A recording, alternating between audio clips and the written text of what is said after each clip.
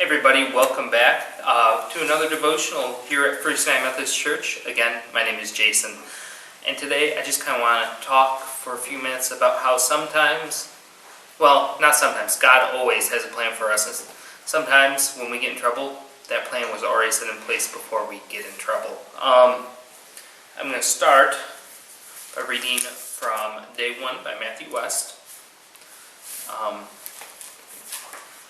God's Day Planner. Have you ever wondered what God's day planner would look like? Especially the page that lists his plans for you? That's right. God has arranged a special day for you today. The truth is, every day is a specially designed day for those who trust in God. He can even make the things that seem to go wrong turn out just right. That happens when we walk in faith. Everything on God's day planner is meant for our ultimate good, but sometimes we might not see the good until later. Sometimes it's much, much later. The best way to understand the present events in our lives is to look back on them from the vantage point of the future. So regardless of what comes at you today, trust and praise God. If I were to look in your day planner today, I hope I'd see the words, live by faith today. That's really all you need to schedule a happy and successful day. 2 Corinthians 5:7, we walk by faith, not by sight. Now, when planning, I realized this kind of comes into play with Jonah. Jonah got himself in some trouble when he ran from what God wanted him to do. He wasn't really walking by faith. He was walking by what he wanted, what he felt. Not what God asked him to do when God asked him to go and to preach the gospel. In Nineveh, he got on a boat, fled the other way, and there was a storm. And he's on the boat, and the storm hits, and they're trying to throw all their cargo overboard and figure out what is wrong. And they're like, it's probably a small boat, so they're going to capsize or tip. So who did anything to anger their gods? And Jonah goes, it's me, you've got to throw me overboard. So they said no, so they continued throwing things over because they didn't want to anger their gods by killing Jonah. So what they did is, eventually they're like, well, we have no other choice, and they threw Jonah overboard, and the sea was calmed. And they started to pray to the God of Jonah. That's pretty big. It's a pretty big deal. So through Jonah's struggle, he witnessed to them. That was part of God's plan. But what happened beforehand that was part of God's plan was he sent a giant fish to swallow Jonah whole. And to keep him protected, really this fish was deliverance. And God sent it there long before Jonah had run away. God knew, and he was ready. He had that plan to save Jonah, and it definitely didn't look like a normal plan by anyone else's imagination or mind or thought. So God had that in store.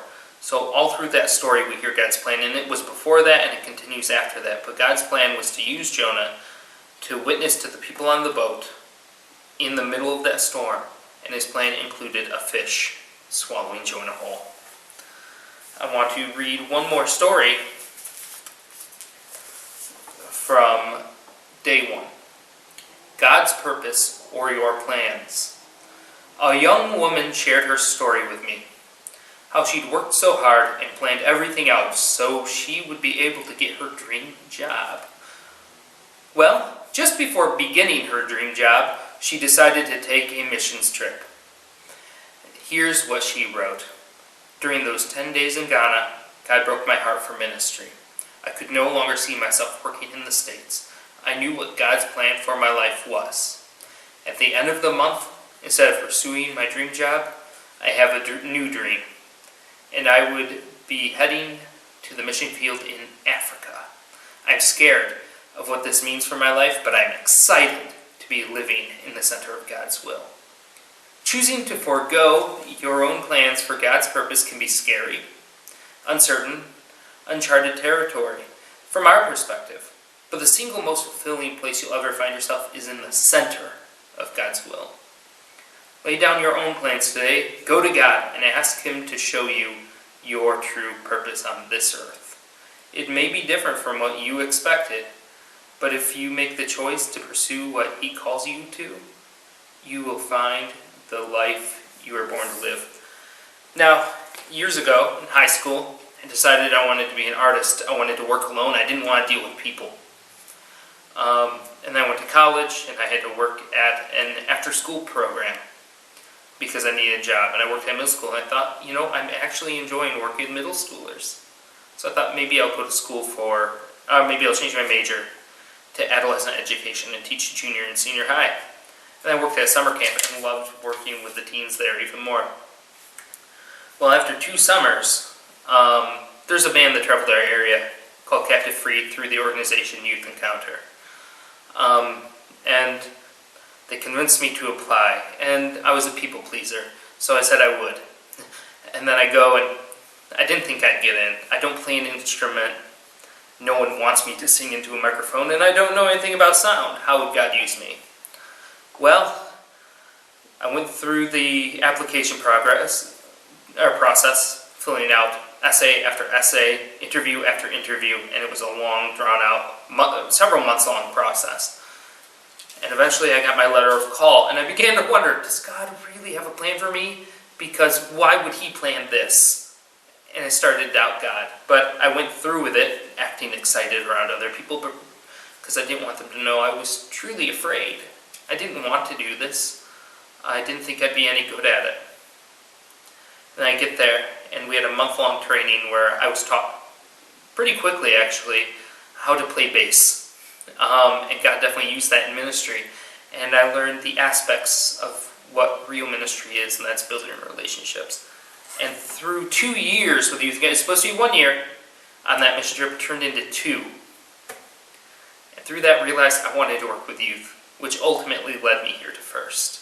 And which ultimately led me to making these videos. Because I followed His plan, even though I didn't really want to. I was terrified. And I did it really to please other people and to please God.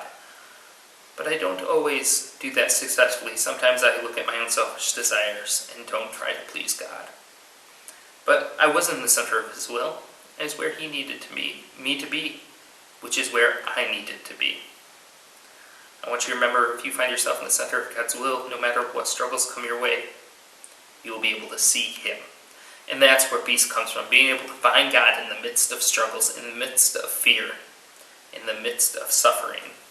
God is still there, and if you can see Him, that's what will give you hope. Remember, He sent a fish to save Jonah. He can save you, and it's already been planned. Your future is in His plans, your past was in His plans, and where you are right now is His plan. So I want you to remember that. And remember, I heard this on a podcast yesterday, and I thought it fit perfectly with this message.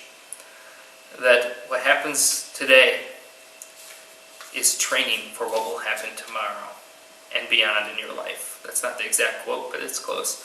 Because what happens today will help you prepare for the future, and that's another reason why God gives you your struggles and your pain and your suffering and what you're going through right now, is to help other people and to help yourself in the future. His plan has a purpose. Follow it. Be in the center of God's will. Whether that's pain and suffering, sorrow, or joy and triumph, He's there, even when it's hard to see Him. You just got to open your eyes and look. And sometimes you have to look harder than other times, but He is there.